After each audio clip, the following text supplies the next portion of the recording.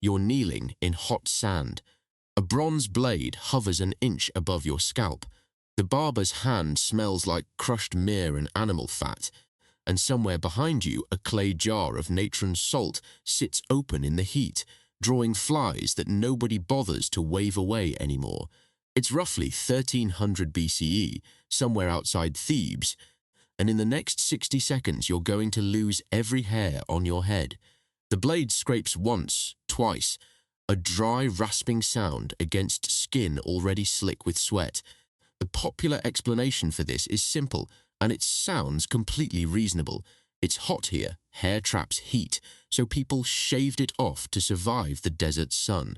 Clean logic. Obvious physics. Anybody who's ever stood outside in July and felt instant relief from a buzz cut would nod along with that explanation without a second thought. Except the actual scientists who study desert heat for a living. The people who measure body temperature in real desert conditions for a paycheck found something that breaks that logic clean in half. So if a shaved head wasn't really about staying cool, what was that blade actually for? Hold that image for one more second. The barber isn't rushing.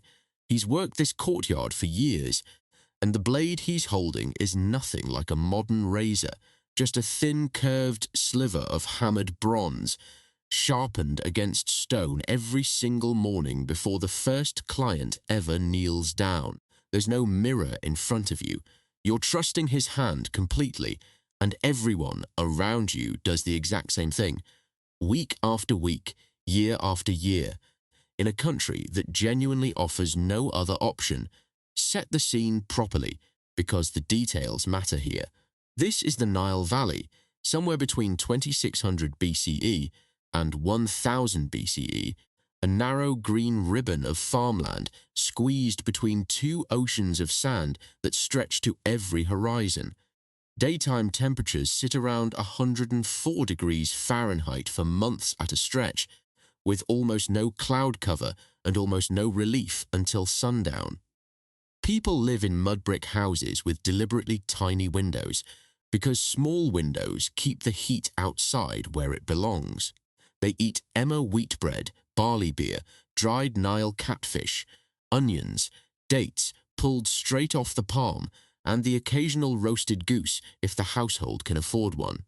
They work flax fields under that sun, herd cattle along the riverbank, haul quarried limestone block by block toward half-built tombs, and sleep on woven mats because anything thicker traps too much heat overnight, and there is one guest at every meal, every bed, every wig box in every household, rich or poor, that nobody invited and nobody can fully get rid of: lice. Archaeologists have pulled actual preserved lice eggs, called nits, directly off the natural hair of mummified Egyptians, glued tight to strands of hair that are now over 3,000 years old. Proof that this problem was constant and inescapable, not occasional. Even children weren't exempt from the system. Tomb art and surviving statues from sites like Amarna repeatedly show young Egyptian children with otherwise fully shaved heads, except for one single braided lock left growing on the side, a style historians now call the side lock of youth, a visible, unmistakable marker of childhood that every adult in that society could read on sight from across a courtyard. The popular story basically writes itself from here. Desert heat plus relentless lice plus zero modern shampoo equals one obvious solution. Shave it all off, stay cool, stay clean. Problem solved in one stroke of a razor. It's tidy, it's logical, it fits everything you already assumed about ancient hygiene and ancient heat working together toward one common sense answer. Hold on. Now go find the people who actually live in extreme heat for a living today and put their bodies under a microscope instead of a guess. In 1980, physiologist Amiram Shkolnik led a research team into the Negev desert to study Bedouin herders, people who spend entire days walking, herding goats, and laboring under conditions just as brutal as ancient Thebes ever was. These aren't tourists ducking into shade every 20 minutes. They're out there for hours, fully wrapped in heavy black robes from neck to ankle, while the sand around them gets hot enough to blister bare feet. The obvious hypothesis here is the one anyone would make without thinking twice. Thick black robes in direct desert sun should mean more heat retention, more sweating, more strain on the heart and the skin. Simple thermodynamics. Watch a herder in that black robe under a noon sun, and your gut tells you he's cooking inside it like a tent. They weren't. The robes didn't increase the herder's heat load at all.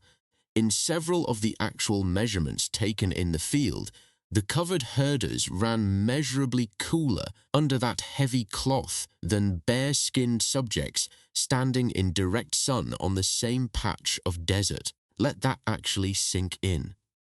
If you stripped down to almost nothing on that same stretch of sand, fully convinced you were giving your skin a break from the heat, you would, in measurable, physical terms, be taking on more direct, radiant heat than the man standing next to you, wrapped head to ankle in black wool. The body is not a simple machine where less coverage always equals less heat. The way fewer blankets on a bed always equals a colder night. It's closer to a smart thermostat with its own built-in roof, where a thin layer of trapped, slightly cooler air between cloth and skin, or between hair and scalp, can physically block solar radiation from ever reaching the skin in the first place, doing more work than bare skin ever could on its own. Scientists describe this as thermal insulation under solar load, a real named principle you can look up, and it's the exact same reason camels keep their thick coats through the hottest months instead of shedding them, and the same reason a parked car with the windows cracked an inch still bakes the interior far hotter than the open air outside it. So the easy theory cracks open right there, in a Negev desert study that has nothing to do with Egypt on the surface, but everything to do with it underneath. If hair and coverage can actually shield the body from solar heat rather than trap it against the skin, then a shaved Egyptian head was never primarily a cooling strategy in the first place, no matter how good a freshly buzzed scalp feels under a cold splash of water. Something else, something less about physics and far more about people, was driving that razor across 3,000 years of Egyptian history. Here's the actual driver, and it's less elegant than thermodynamics, but it's far more human and far better documented. Start with the priesthood specifically, because they're the most extreme case and the clearest evidence trail. The Greek historian Herodotus, writing around 440 BCE after touring Egypt in person and interviewing priests directly, recorded that Egyptian priests shaved their entire bodies, head, eyebrows, every visible hair, on a near-constant rotating schedule, specifically to stay free of lice and any trace of physical uncleanliness before entering a temple. This was never framed as a comfort choice. It was written into the actual rules of who got close to a god and who didn't. Lice were never just an itch to be tolerated in this world. They were a disqualifying contamination, something a priest could not physically carry into a sacred space without breaking the terms of his own role. A bald scalp could be inspected on site, oiled, certified clean by another priest, and trusted in a way a full head of natural hair never could be trusted at a glance. Now look at everyday Egyptians, not priests, the people actually working the fields and the brickyards along that same river, under that same sun. Tomb paintings from worker settlements like Deir el Medina consistently show farmers and laborers with short, cropped hair, not always fully shaved down to the scalp, because they weren't bound by temple purity law and had nobody checking their head for ritual cleanliness. But the wealthy among them, the administrators, the nobles, the people running entire households, very often shaved their natural hair anyway and replaced it with something better engineered for the problem: a wig. Egyptologist Joanne Fletcher of the University of York has spent years personally examining preserved Egyptian wigs alongside the mummified scalps found underneath them, and what she's documented explains the entire social system at once. Underneath elaborate wigs built from human hair, sheep's wool, or finely worked plant fiber, she has repeatedly found the wearer's own natural hair shaved close or completely bare beneath it, occasionally still carrying old knits left over from before that scalp was cleared. The wig itself was removable. You could lift it straight off your head, hand it to a household servant, have it deloused and reset overnight with scented beeswax cones to hold the curls, in a way you could never do to hair still actively growing out of your own living scalp. A shaved head wasn't actually the end goal for these people. It was the clean foundation underneath the real goal, which was a wig that announced your wealth, your rank, your household, and that you could maintain on a schedule, like a piece of fine furniture, rather than fight against like a constant. There's a documented case from much more recent history that shows exactly how fast this lice and hair equation can flip the instant the surrounding environment changes, and it didn't happen anywhere near Egypt. It happened in the trenches of the First World War, roughly 1914 to 1918, across the muddy front lines cutting through France and Belgium. Soldiers on both sides lived for weeks at a stretch, packed into cramped earthen dugouts, sharing wool uniforms, blankets and bunks they almost never left, with no real way to bathe and no clean change of clothes for days on end. Within a matter of months, infestation rates climbed so high that British military medical reports describe lice as a near-universal condition among frontline troops, the soldiers themselves coining the now famous nickname cooties for the constant maddening itch running across their scalps and uniforms. Army command on both sides responded the exact same way. Egyptian temples had responded 3,000 years earlier, just with different tools: mandatory head shaving paired with steam delousing stations set up just behind the front line. Within weeks of those stations going fully operational, recorded infestation rates and the related disease cases among the treated frontline units dropped sharply, fast enough that medical officers were tracking the change unit by unit on official reports. Now look at the support and reserve units stationed farther back from the front, still in uniform, still sharing the same crowded bunks, who simply hadn't been cycled through the delousing program yet. They kept showing the exact same high infestation numbers the frontline troops had just escaped weeks earlier. Same army, same uniforms, same war, the only real difference being proximity to a delousing station, and the outcome on their scalps was night and day. British Medical Journal reports from that period, alongside later analysis by military historians studying trench sanitation, place lice infestation among unwashed frontline units well above 90% at the war's worst points, a number that fell dramatically wherever shaving and steam delousing were actually enforced and maintained. The lesson sitting underneath both stories, 3,000 years apart, is identical. It was never really about the climate. It was always about density, contact, and how fast filth can travel from one shared head to the next. Here's the strongest argument against everything I just said. Didn't the Egyptians live in one of the hottest, most punishing climates on Earth? And isn't it just basic common sense that less hair has to mean a cooler head, no matter what one desert robe study from 1980 says about Bedouin herders standing around in the Negev? Partly, yes, this part is real, and it's worth being honest about it. A bare scalp does lose heat faster through direct evaporation of sweat in the first few minutes after exposure, and Egyptian barbers absolutely understood that a freshly shaved, freshly washed head felt noticeably cooler right after the fact, the exact same flash of relief you get blasting cold water straight onto your own scalp on a brutal July afternoon.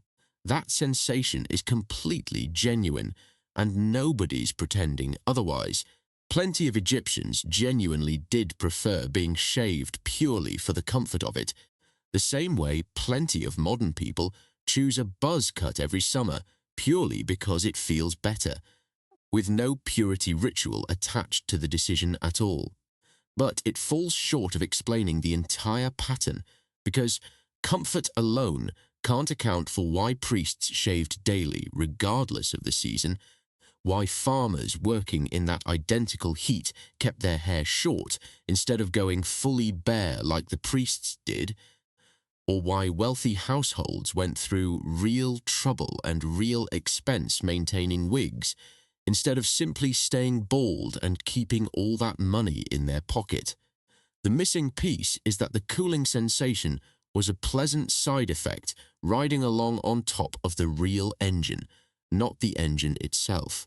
The actual organizing rule running underneath every single class of Egyptian society, from temple to brickyard to noble household, was contamination control tied directly to status and ritual access, with a moment of welcome temperature relief showing up as a free bonus nobody complained about. So the question becomes, what's the actual, complete answer, the one that covers every level of this society at once? In the temple, the answer is total, near daily, full-body shaving, because the mechanism there is strict ritual purity, where a priest physically cannot carry lice or any visible trace of uncleanliness into a god's presence without breaking the rules of his own position. In the wig shop and the noble household, the answer becomes a fully shaved foundation hidden underneath an elaborate, removable, maintainable wig, because the mechanism shifts to status display layered on top of practical contamination control, since a wig can be cleaned and reset in a way natural hair growing out of a living scalp simply cannot. In the field, among the farmers and laborers doing the actual physical work that kept Egypt fed, the answer becomes simple cropped or partially shaved hair with no wig involved at all, because the mechanism there is neither sacred law nor luxury display, just plain, practical, day-to-day delousing on no budget whatsoever. For the opposite outcome to ever be true, for long, unshaved natural hair to have made sense anywhere across this entire picture, you would need a version of Egypt with no lice infestation, no temple purity codes, and no social reward attached to visible grooming and rank, which is to say, you would essentially need a different civilization built from scratch. Here's what all of this actually means. Every single time you take a longer, hotter shower than you actually need, purely because it feels like you're getting properly clean rather than because dirt demanded it, that's not vanity, that's the same ancient instinct an Egyptian priest felt reaching for a razor, a body and a brain that have always treated visible grooming as a stand-in for genuine safety from disease, not just decoration. Every single time you've felt that strange, disproportionate wave of relief walking out of a barber's chair with a fresh haircut you didn't technically need, because your hair wasn't actually bothering you in any practical way, that's a few thousand years of human history quietly agreeing with you from somewhere underneath the surface. And every time you've privately judged a stranger's hygiene off nothing more than how put together their hair looks, fair or not, accurate or not, you're running the exact same social shortcut that a Theban priest's bald, oiled scalp was specifically built to trigger on sight 3,000 years before you were born. even the modern obsession with a clean fade or a fresh shape-up before a big interview, that tiny jolt of confidence you feel walking in with sharp edges around your hairline, traces straight back to the same wiring. A tidy head has always read as a trustworthy head, long before anyone could explain why. None of this, not one piece of it, was ever really about the heat in the first place. It was always about what your head was